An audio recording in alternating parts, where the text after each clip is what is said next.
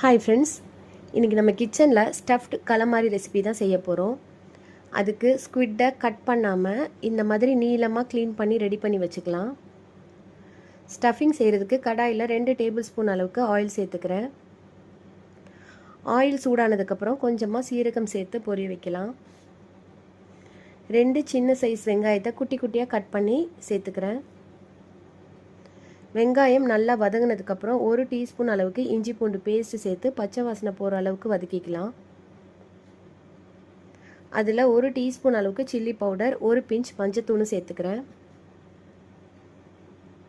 Cut பண்ண 1 தக்காளி, கொஞ்சமாக பச்சை மிளகா, 1 டீஸ்பூன் உப்பு, இது எல்லாத்தையும் சேர்த்து நல்லா வதக்கிக்கலாம்.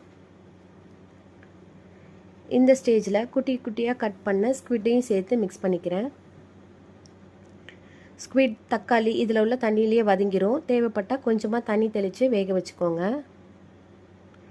1 pinch garam masala, 1 teaspoon pepper powder, 2 tablespoon துருவின தேங்காய், இது எல்லாத்தையும் சேர்த்து நல்லா மிக்ஸ் பண்ணிக்கலாம். ஃபைனலாக கொஞ்சமாக மல்லி இலை தூவி ஆஃப் பண்ணி வச்சுக்கிறேன். ஸ்டஃபிங் ஆறுனதுக்கப்புறம் ஒரு ஸ்குவிட் எடுத்து ரெடி பண்ண ஃபில்லிங்கை உள்ளே ஃபுல்லாக ஸ்டஃப் பண்ணிக்கணும். ஸ்டஃப் பண்ணிவிட்டு டூத் பிக் எடுத்து இந்த மாதிரி சீல் பண்ணிக்கணும். நீங்கள் தலை சாப்பிடுவீங்கன்னா இதோட ஃபிக்ஸ் பண்ணிக்கோங்க. இப்போ எல்லா ஸ்குவிட்டையும் ரெடி பண்ணிவிட்டு ஸ்டீமரில் வச்சு 10 நிமிஷம் வேக வைக்கணும்.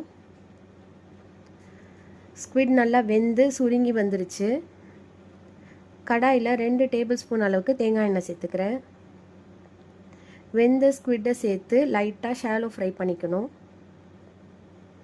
ஃபைனலாக 1 டீஸ்பூன் அளவுக்கு காஷ்மீரி பவுடர் சேர்த்து டாஸ் பண்ணி எடுத்தால் நம்மளோட ஸ்குவிட் ரெடி ஆயிரும். சாப்பிட்டு என்ஜாய் பண்ணலாம்.